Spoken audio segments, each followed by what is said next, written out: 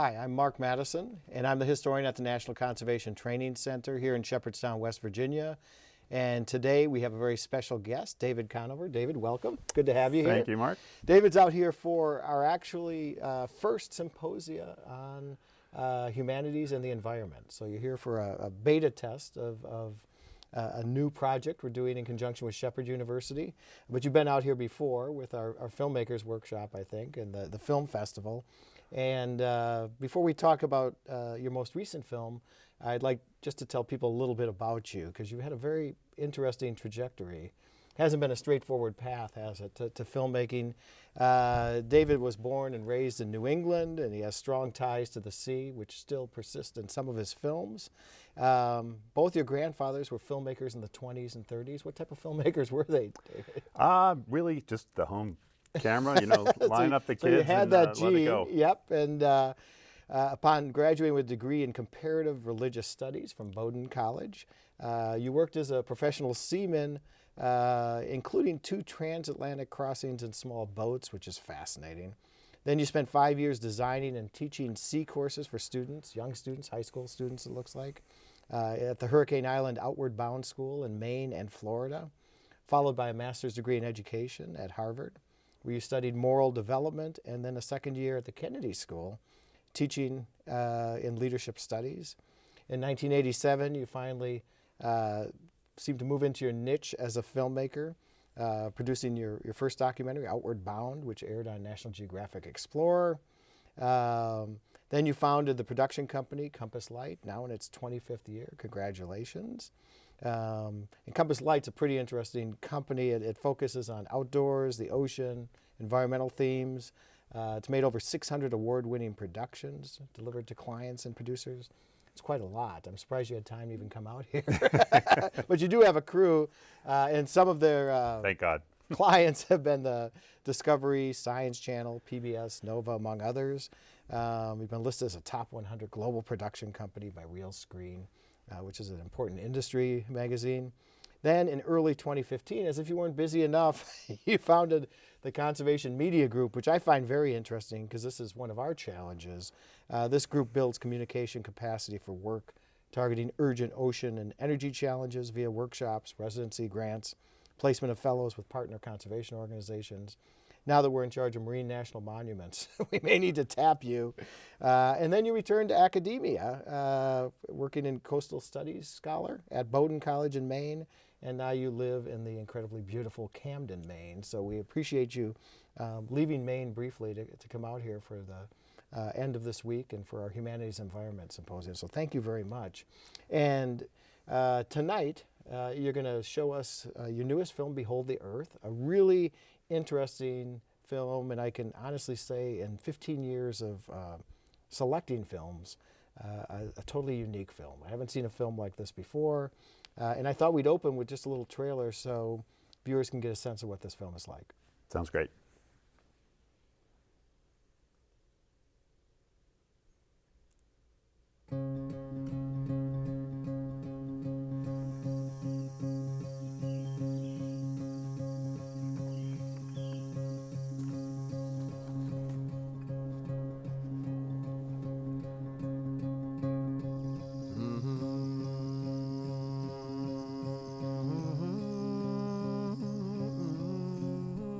Beholding is very different than taking a look at something.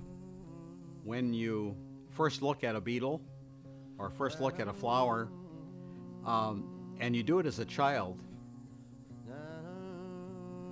you can look very, very closely and for very, very long periods of time.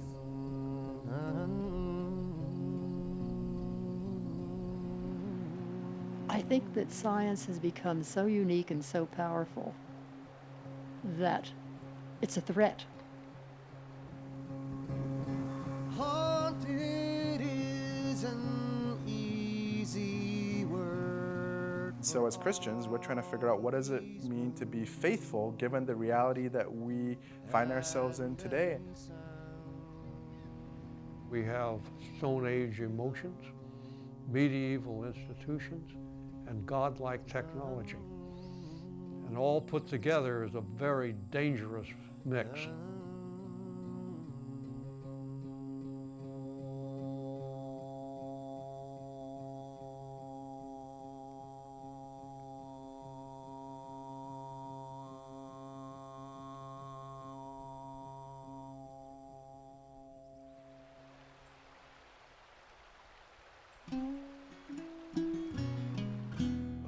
are the Americans?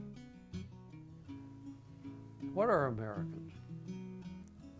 They are the most religious people of an industrialized country in the world. There is a very strong ethical fiber that runs through science and the scientific community that says you report only what really is there. Now, where did we get that core? That's a good question. I think it has a lot to do with our religion and our religious capital from previous generations. If we harness this knowledge, this conviction that we ought to have, we can be a very powerful force. So very important that we strive to have better self-understanding as a species of who we are and where we want to go. And we can't do that without a dialogue between science and religion, the two most powerful forces in the world.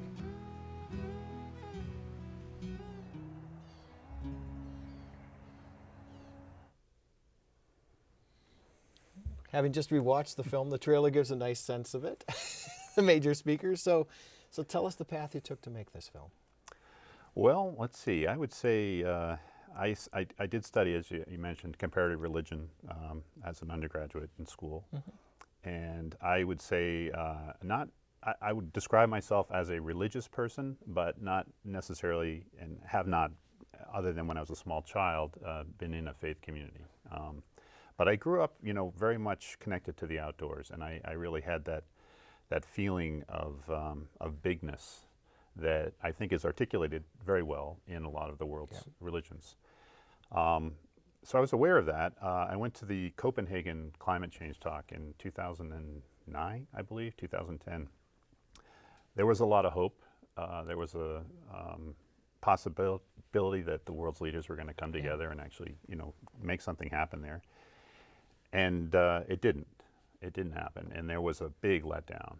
And I went back and thought, this language of science has limits when it comes to dealing with certain problems, perhaps, because the science for dealing with that particular environmental issue was fairly well established around the world and in the scientific literature.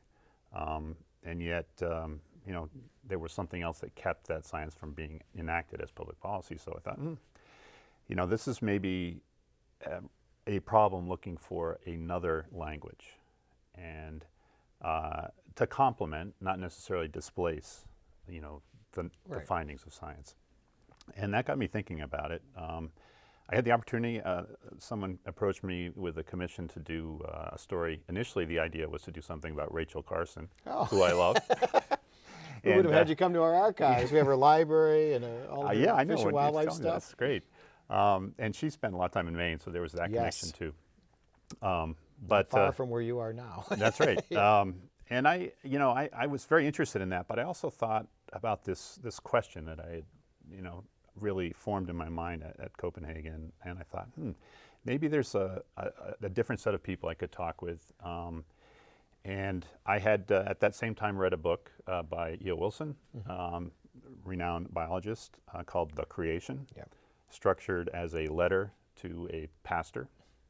And he said, we really ought to work on getting along. We have a lot of common overlap, and there may be some areas where we disagree, but I think a dialogue is essential. And I read that and said, yeah, this is right. So I started my line of inquiry with him, and I was essentially interested in talking with biologists and with Christians who were working to take care of creation, to take care of the natural world. Where did the title come from? Well, initially, I watched the film again. I missed that part somehow. Yeah. Well, as I talked with people, and I was asking a lot of questions. That's, I do wear a teacher hat sometimes, but I wear a filmmaker hat, and they're very different hats. Generally, if I figure to make a film with the intent you're going to teach something, it usually is not a very entertaining film. So I'm very much in a kind of student mode when I'm making a film. And as I went to talk with different leading evangelical Christians, and with Ed Wilson and with Theo Colburn and with Cal DeWitt, who's both a great scientist, but also a leader of the creation care movement, an architect in the United States. You know, I was all ears, I was listening, and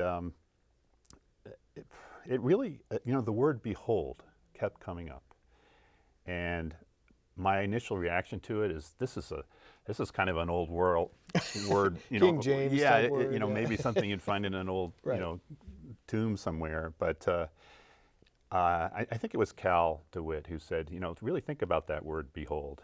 You know, it's be, it's hold, it's kind of together. It really, you know, and I said, yeah, that's really it. It's that moment of engagement, you know, whether it's a scientist looking at a new species, you know, where you really look at it and you're trying to understand it, or a poet, Walt Whitman, you know, he was renowned for that ability to identify with life. It just felt like, you know, as a filmmaker, I could really understand that because, you know, you look at things and you see how they're lit and so on. But I could really see it in the world of science and in the world of Christianity, and I thought this might be a good basis for asking these questions and seeing It's how a it turns nicely out. evocative title. Now, the ecologists you talked to, familiar with all of them, I did not know, besides Ed Wilson because of his new book, I know Theo as a potential successor to Rachel Carson. She came out here for a Rachel Carson conference. And Cal DeWitt, I know from ecological work in Madison and so on. How did you pick which ecologist you were going to talk to? Well,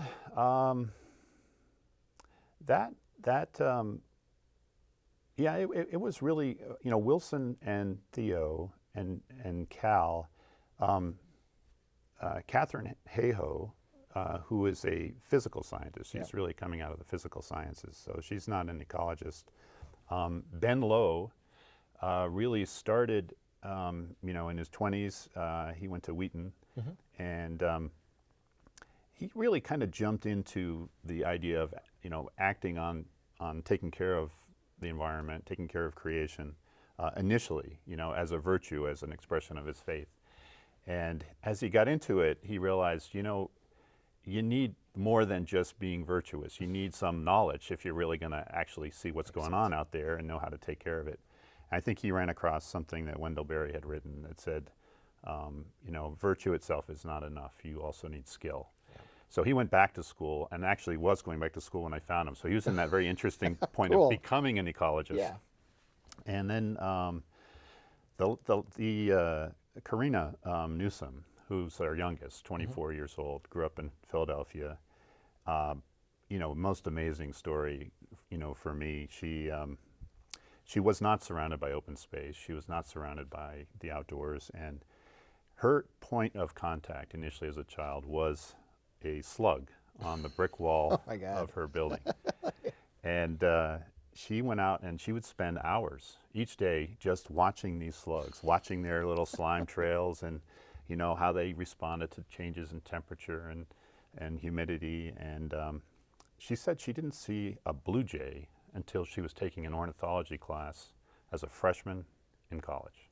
Oh my God. And I mean, can you imagine? And so, but she fell in love. She realized this really is my passion. So she went on to become a biology major, and is now working at the Nashville Zoo. So I found her actually through a short video that she had done with a group that Ben Lowe had started, and I just listened to her online. And I thought, she has a story. You truly are a student when you're a filmmaker. Yeah. How about the Christian groups? How did you find your Christian spokesperson? Well, for the evangelical community and so on. Yeah, I think Ed Wilson had told me about Cal DeWitt, but it wouldn't take far to Right. not see him, because he's fairly, you know, He's very prominent in ecological circles and Yeah. the caretaker movement. Yeah, and he is you know, he's a wonderful storyteller, and you can just tell that he's one of those teachers that for every student he's with, you know, they remember him. And he uses the marsh in his backyard right behind Yep. the house where he lives with his wife Ruth, and you know, he's a real observant and, you know, thoughtful, wonderful person, and you feel it. So I had a sense of that from his writing and from people who had talked with him, but when I actually went out and met with him, I realized, yeah, he's he really is the guy to talk with. He actually had my favorite quote in the film, where he talked What about was that? ecology being more of an activity than a science, and putting your whole body and your soul into it. I thought that was a nice connection between religion and ecology, actually. Yeah, he's a very articulate spokesperson. Yeah, I think that was an important point, because I think oftentimes people look at science as an ideology, Yeah. not as a method or a way of learning something, but as something in and of itself, something more than a process. And I think he did. He spoke to that very well. Now, you studied comparative religions, but you didn't compare that many religions in this film. Was that a conscious choice? Well, you know, it's an Are interesting there future thing. films in the works? Yeah, I've thought about that. And you know, faith is practiced in many different ways for around the world, and in some ways, I think it really was a question of numbers. I knew that the evangelical faith, Christian faith in the United States was, according to the Pew survey on religion in American life, I think at 25% of Americans describe themselves as evangelicals. So, and I also felt like I didn't know much about that community, and I think as I realized, it's not even one community, it's quite a few different communities, and in different parts of the country, and politically, you know, across the spectrum. So that really was it, but it really could have been other faiths too. I think what I was really trying to get at with that word "behold" does exist in every faith, and I think you know, you could say, for example, in Buddhism, that there's a great appreciation of silence. Yep. There's a kind of Buddhist silent moment, but actually, I think all religions have that appreciation for silence, and there really isn't a Jewish silence or a Christian silence. There's just the silence of, you know, being alive and being outdoors that I think people who have spent a lot of time outdoors recognize. And so, yeah, that's maybe a long answer, but That's a good one. Yeah, I did want to connect, and I feel like the evangelical community has been very influential in American life. I think it's very distinctively engaged, you know, kind of in a very full way with, but also as Ben and others I began to talk with, don't actively and frequently consider the creation and taking care of it. So it felt like he said, you know, this is a really good community to focus on. I've been working in that way. Cal also encouraged it, and I did take a bit of leadership from their thought on that. For the evangelicals and Christians in general, where are they getting their environmental ideology from? Is it from Genesis, or are they pulling from certain parts of Scripture? Or Definitely in Scripture, and that you know, Genesis, Psalms, Revelations. There's a number of places, and that's very important that it is rooted in Scripture, as Cal describes. You know, it's this is the book, and he describes essentially a two-book theology, the book, the Bible, and what is written in there about the relationship between people and a world that was created, you know, for people, and this second book, which is the book of the creation or the outdoors, getting to know the species, getting to know what's there and how it works, and you know, the hydrological systems, the way life lives on the planet. And knowing these two books, that was really his contribution, and that was an eye-opener for me. I thought, I hadn't heard of that. As a historian, I can tell you that's got a long lineage. It goes back to St. Augustine, saying there's two books of nature. One is the Bible, and one is nature. And then Francis of Assisi and the whole Bacon natural theology. It had a long run, but that does raise the question today. It seems like there is less of a connection in general between ecology and religion. Why do you think that is? Yeah. What happened? It had a 1,500-year run where it was seen as the obvious thing to do, and it was. Heck, Darwin was trained as a theologian.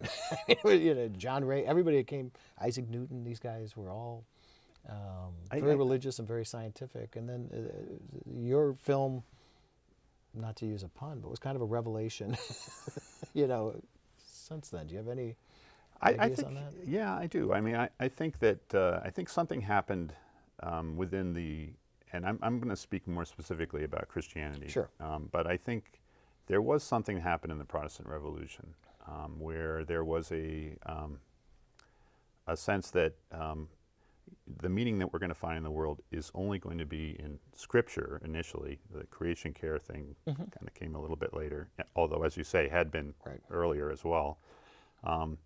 And I think there was a focus on that, and as there was, and then talking about the American Christian world, as there was a movement to North America of Europeans, I think there was a lot of focus on just kind of getting by. You know, you needed shelter, and it wasn't an easy process of getting by. So there was a little bit more of a adversarial relationship, and I don't think they picked up as much on the belief structures that were indigenous, that were more living with, you know, nature.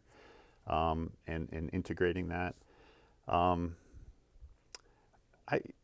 think that's a big piece of it. I don't know. That's a good question. Sorry, I didn't mean to spring it out. Because some of the Thoreau is heavily influenced by Buddhism. John Muir, his writings are very spiritual too, in kind of a transcendentalist way. So. Some of our conservation heroes that we have on the walls here and so on did have that spirituality, but it seems like in the later 20th century there's less of that. That's why E.O. Wilson's book kind of was a surprise to people. I think there were a number of things happening. I mean, there's always been this distrust of kind of the material world in particularly probably Protestant Christianity. That on the one hand, you know, there's this incentive for those who are looking for, you know, material wealth as an expression of goodness, and there's that kind of prosperity gospel that's out there. But I also think there's a lot of focus on the next world and what happens after, and this and really saving souls and people with less of a focus on the rest of life. That's interesting. We got a sense in your trailer that music is a big component of this film. How did you develop the soundtrack for it, which is a very unique soundtrack and innovatively presented for a documentary film? Yeah, well, thanks. We had some great musicians working on the film.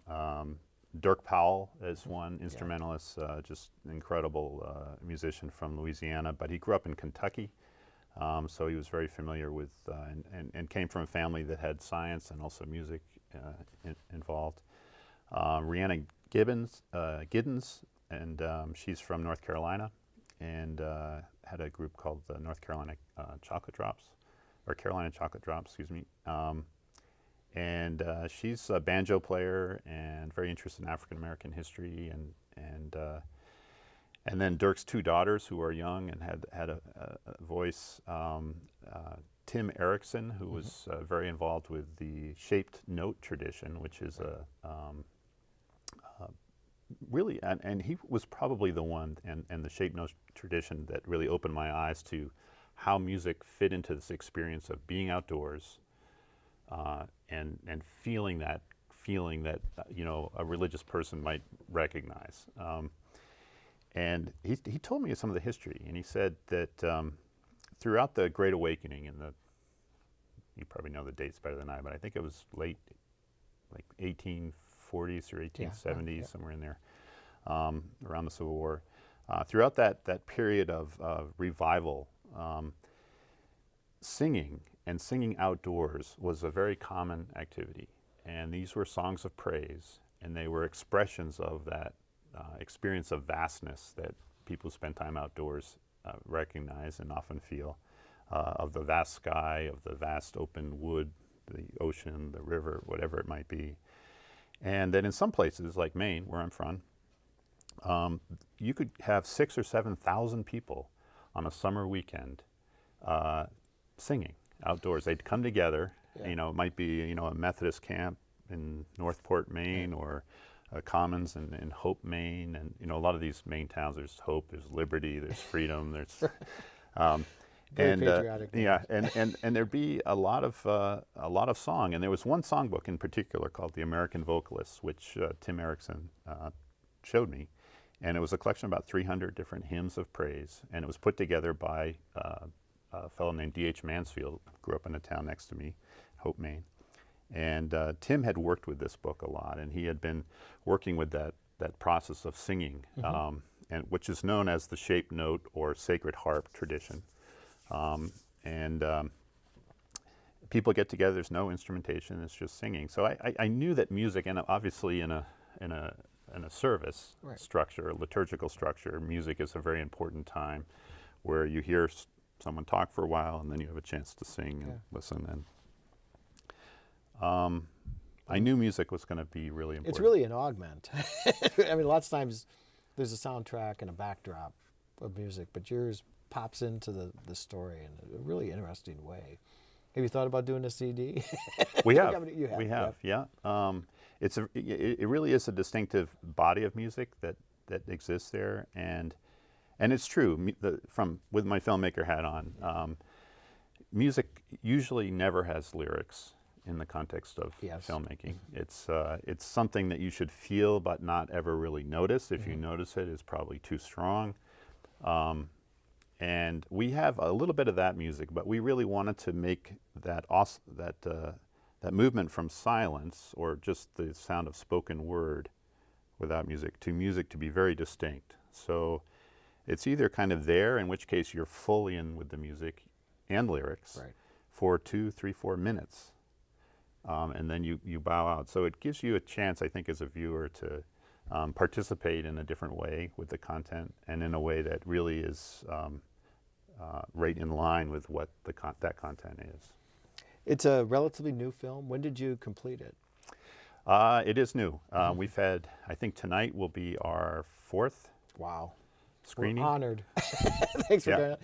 So this is going to be a tough question because it hasn't screened that much, but the places it has screened, what has the audience reaction been? Well, the first screening we did was at the DC Environmental Film Festival, which is a wonderful festival in Washington that happens every March. And lots of filmmakers come together, and lots of different communities, and it was screened. We didn't know what it was going to evoke. And boom, we went right into a Q&A session that was incredibly lively, and people talking in a way that had a degree of intimacy and kind of grounding that comes when you really get into a good moral conversation. And by moral I mean really speaking from a person's deepest thoughts. And people would stand up. They stood up in that movie theater and they said, this really spoke to me. I've had this conversation in my head, my faith and my science, and I haven't. In some ways, I've seen how they've gone together. In many ways, I have not. And someone stood up down front and said, we should work together. and one was a secularist, and one was from the faith community, and then 2 or 3 other people started that conversation. Also afterwards. So that was probably the exact type of reaction you want to get from an audience, and you'll get a positive one tonight because it's a good example of crossing the sciences with other disciplines, basically, which is our point with the Environmental Symposium. What message or lesson do you want people to take from the film, if any?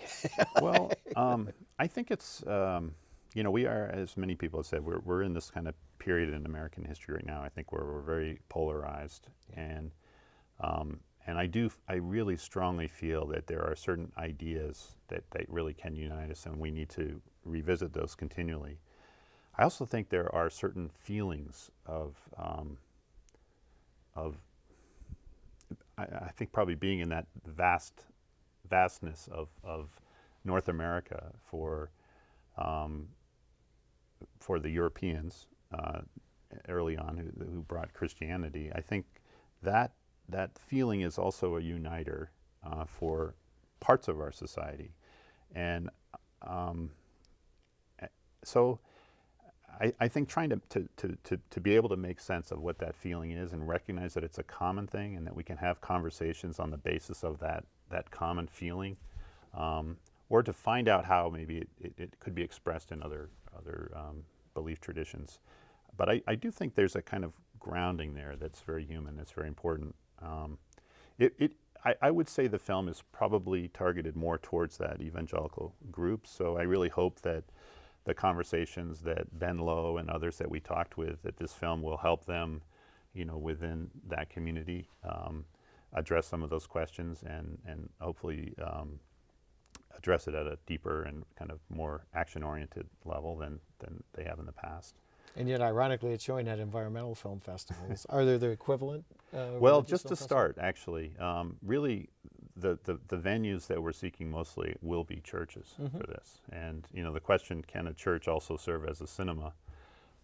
We're going to try that one out. Good luck with the sound. Let's shift gears a bit. 25 years or so ago, you founded Compass Light. What was its mission? Really, it was when we first got going, we were doing a lot of expeditionary films. So it was really, the goal was to make films and explore the relationship of people and the outdoors, and particularly the ocean. And the expedition was really the most common narrative storyline. You had Since Odysseus. that's right, beginning, middle, and end. So it's great for storytelling kind of. And how'd you pick the name? Compass I suspect Light. it has a nautical Yeah, derivation. there is. On mid-sized to small boats where you have a compass outside and you're steering from outside, not inside a pilot house. At night there is a light that shines out on that compass, and you can't see much oftentimes, but or stars, and you can steer by the stars when you can see them. But when you can't, it's really what you have to go on.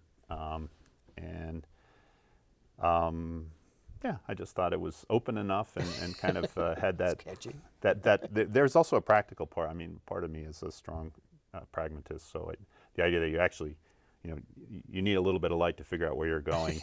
You have a plot. And films involve light, so that was it. Yeah, okay, cool. One of the films Compass Light made was about one of our refuges, Okefenokee. It was part of a series, Big Picture Earth. Tell us a little about the Okefenokee film, because I think our audience would be interested in that one. Yeah, well, boy, making that film was the first time I had been down to Okefenokee, and just going into that vast stretch of southern Georgia, northern Florida, the black water, that sense of time, of detritus from the leaves and trees that would fall and soak in and then kind of underwater form that peat. And I'm a real sucker for those things that have taken centuries or millennia to form. And I look at them and I go, wow, my God, 1,000, 2,000, 10,000 years ago. I don't think it went back that far, but just that whole process and how you can see that and feel that in the Okefenokee. The film itself it's about 30 minutes, and there's no spoken word. Right. Truly an international film. Anybody can watch this. That's right. Anyone can watch it. It's very experiential. The series, Big Picture Earth, we did 20 episodes, each 30 minutes, and we visited different, very distinctive places like Okefenokee. And then we wander through them. The camera never stops. It's constantly moving, and it's moving at about the height of a child's eye, which was deliberate. The series itself was inspired by a Whitman poem, There Was a Child Went Forth. Oh, yeah, yeah. And so, yeah, we just kind of wandered through the Okefenokee. Well, how did your camera work in the Okefenokee? Were you in a boat of some sort? We were in a boat, and for a lot of it, most of it, you do need to be in a boat. But there's some areas where you can get out and walk around, and There's a little boardwalk. there's some great, part of it. yeah, and going in canoeing or with a small outboard, it's really incredible. Every corner you turn around, you have these trees coming down on the moss, and so it was really that movement. We did 2 versions of it, one which is all with natural sound, and one which is with music. Okay. So kind of. I saw the music one. You saw the music. Okay. I'd like to see the other one. I also read on your website that you're increasingly doing work with unmanned aerial vehicles, which we call drones. Yeah. But tell us about that. Well, it's from a filmmaking perspective, it's a great platform because you can kind of enter that low altitude space that's lower than what you can access with a fixed wing aircraft or a helicopter, higher than what you can reach up for, and really move it around in a very controlled way, usually. So yeah, from a filmmaking perspective, it's a great thing. I from a non-filmmaking perspective, I don't like the sound of them. They're very disruptive. So I'm a little bit at mixed opinions about drones. I think it's they've made progress with how to work it so that it's not infringing on people's experience in a negative way, but also. And it's not just filmmaking. I mean, it can also do great creature counts and other things from the air that you really just can't see. So it's an interesting new technology. I think they're here. They're going to be here for a long time. I think we should be very deliberate about how we use them. I'm not a all ahead on drones kind of. We're using them in Africa for anti-poaching, actually, which is kind of a clever, newish way of using them. Yeah, we've lost 3 drones. You're not doing bad. Yeah, we lost one off the coast of Iceland that just went off to sea and decided, there be dragons, and we're going to keep going. Proper Viking funeral somewhere. Yeah, one was, I think, down in the Panama Canal, and then one was a political issue in, I think, a Serbian was shooting in Croatia, or vice versa, Croatians shooting in Serbia. And they shot you down? No, it was, it was just in the wrong place. So but they do attract attention, and they have this kind of lightning rod capacity for if someone doesn't like a piece of what you're doing, that drone is the reason why. Okay. Well, a lot of your films have had dealt with the ocean, and why has that been a particular interest to you? Well, I grew up, my folks, my mother and my father were both very focused on the ocean. They just loved hanging out next to it on small boats. I have 2 sisters and a brother, and when we were all in our teens, I was in my early 20s, they decided they wanted to take a long trip, so we sailed across the Atlantic. That was one of the small boats, in a 36-foot boat. I just have always been around them, and I think it's that, and I did have a big discovery. I mean, I'd been focused on the surface for probably up until I was 24, and shortly around that point, I realized there's this whole other world underneath. Sure. And that was a huge eye-opener, and to realize it's really, we're only 3 generations, away from the real beginning of scuba. It's just, our ability to actually see underwater, it's our great-grandfathers and not much before that. Right. Jacques Cousteau and these guys were pioneers in that. So when you think of like the big history of time, we're really in that like baby step period of looking down there. And is it particularly challenging to film in the oceans as a filmmaker? Yeah. You have a lot more gear, scuba. So, you might be traveling overseas with a crew. Typically, you might have 10 or 12 bags, and for an underwater shoot, you're easily over 40. Right. So, it can really add a lot with housing. It's a little bit easier now that the media is digital. When we were shooting with, big rolls of film, when I got going, that was a couple of cases just with the film stock. But it's challenging and it's expensive. I think, and the stories are, greatly in need of expanding. They have been kind of told in a similar way. You can almost, if you think of or imagine what the music track might be for an underwater film, Right.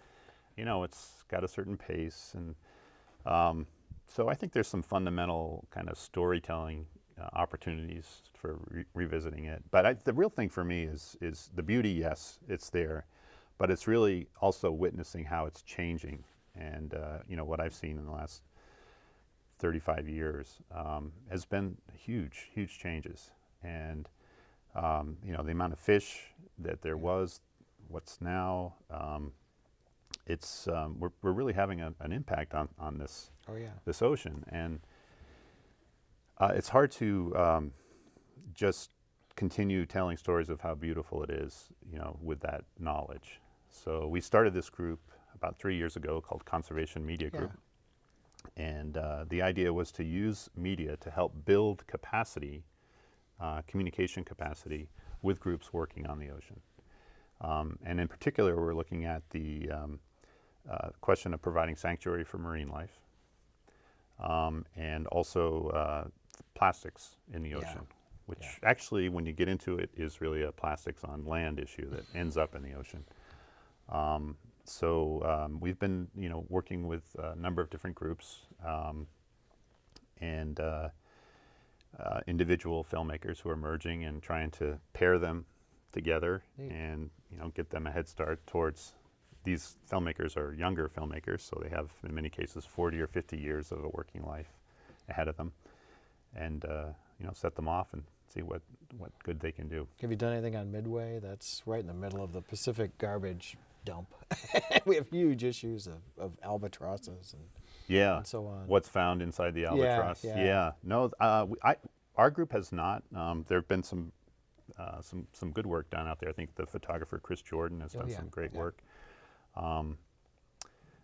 We were working most recently with the format, the VR format, the cameras that can look in all 360 degrees. And this was an idea for a project using that format that came out of England. And so one of our grantees was a guy named Danny Copeland. And he decided he was going to cover mobilids. I didn't know what a mobilid was. No, at the you beginning. might want to tell the audience and me. Well, it's kind of the rays. It's all the right. family of rays. And the manta ray, I think technically it's not a mobile, but there are smaller rays like the manta that are considered mobilids, and they're heavily fished, increasingly so, particularly in Asia. And so there was an initiative to try to list them as a CITES listing, which would help protect them internationally. So this young filmmaker, he was probably, when he started, maybe 21, said, I want to do this experience where I go down with rays underwater with this 360 camera to give that kind of visceral experience of these rays swimming through this vastness, and show it to the delegates who are going to cast their vote as to whether this regulation should pass. And that year it was in South Africa. And he didn't do it alone. He worked with Pew Charitable Trust. But together they got a number of delegates to experience this just before going in. What a great idea. And it passed, which was not solely because of the media. Most of it really was the footwork that Pew had been doing. But it helped. And that's one of the things we're finding is that it's not film alone, but it's film in conjunction, in partnership with a campaign or a program that can really lead to healthy oceans. That sounds like a great idea. We need you to follow more of our endangered and threatened species to give us a boost on that out there. Yeah, well, a lot of it, messaging is important, and we are really storytelling creatures, and sometimes the facts, sometimes the science, as critical, really central, you need that, absolutely, but what goes along with that science in terms of communicating it to people, story is a very important piece of it. As are visuals.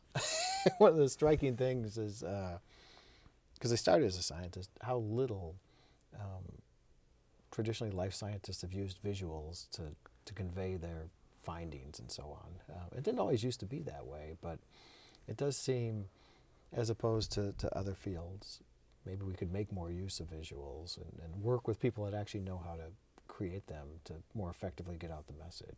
Yeah, I think so. I think there has been a lot that's been done in the last particularly 10 or 15 years, different ways to be able to see something that you know, you otherwise wouldn't be able to see. I don't think it's a replacement. I think it's, I mean, I find that it's really, really important for me to read. I think reading has to be a part of every visualist's kind of world. And but yeah, all these different pieces come together. In Behold the Earth and some of the other projects you talked about, but definitely in Behold the Earth, I noticed there was an emphasis on young people, getting them introduced to the outdoors. And it's something we've been struggling with a lot recently. And I wonder if you have had any successes or any ideas on how to get youth who are increasingly urbanized and so on today. We talked about earlier, you know, we worked with people who didn't have a lot of experience with nature, but ways to get young people jazzed about nature. Yeah, well, I mean, I think from the get-go, from the beginning, it's really important to not see it as a new thing for youth. Mm-hmm. And there's great comfort, I think, in recognizing that their connection to life that's out in the woods, life that's out, you know, in the oceans, is a very old connection. It's a connection they may not consciously have processed in the course of the 15 years or however many years they've lived, but it's in them. And it's in them at such a deep level that it's more a process of rediscovering than it is inventing something or trying to start something from scratch. So that's, I think, frames the questions and the techniques that you use to engage them. It's, you don't have to really do much. I don't think it's getting them in a place where they feel relatively safe, mm-hmm. and with something that's at a scale that is not overwhelming. And, you know, they can so engage you're not shooting that. IMAX or anything? Yeah, no, I don't think so. I mean, and I think media is a piece of that, but I am, you know, for me, media plays the role of kind of the smoke and mirrors. Mm-hmm. And I love it, and for me, that smoke and mirrors has a kind of excitement and fire to it. But I think for most people, it's smoke and mirrors, and the real fire is something else that generates that smoke. And you have to always be aware that they're different from each other, and that kids, when they connect in the outdoors, they're connecting with that real fire. And it may be okay at times to have this kind of augmented reality with a cell phone and kind of go back and forth, but I think that is really important, just to have those moments, and it is more challenging. I mean, yeah. I remember talking with a friend parenting at the same time we were parenting our kids, and his kid said, yeah, well, when he was saying, well, you should spend more time outdoors, and his son said, yeah, but you know, the indoors wasn't that interesting when you were a kid. They're right. I grew up with 2 channels on the TV. Yeah. So. But the outdoors remains interesting. It does. That's the thing, and I think it's you know, it does call for maybe a little more patience. But you know, people are maybe getting more and more ready to slow down a little bit. And, you know, things are moving pretty quick these days, and it can feel pretty nice to slow down. First time we had you out here was for the Filmmakers Workshop for the American Conservation Film Festival, and you also, in your day job, work with younger filmmakers. Do you have any advice you give them? You've made a lot of films, and you've done everything from writing, directing, producing, cinematographer. What do you tell younger filmmakers? Well, you know, you need 2 things. You need capacity. You do need to know how to do it and how to do it well. And you don't want to put out work that doesn't look really good or is lit well or, you know, sounds. So there's certain kind of capacity, craft-related requirements. Uh-huh. But you also really need purpose. And to have capacity without purpose is not going to make very interesting films. And you also need to be making them yourself. You know, it is a collaborative endeavor. Right. When I say yourself, you know, you need to get a team. I think we had, for Behold the Earth, maybe over 100 different people were involved in that production. No wonder it took so long. I know. But so there's this need to work as a team and need to kind of solve problems, creative problems as a team. But it's really important to find a smaller scale project that you can work on and that you're kind of primarily the author of, and get that feeling, because I think that's really important in terms of like keeping that balance between capacity and purpose.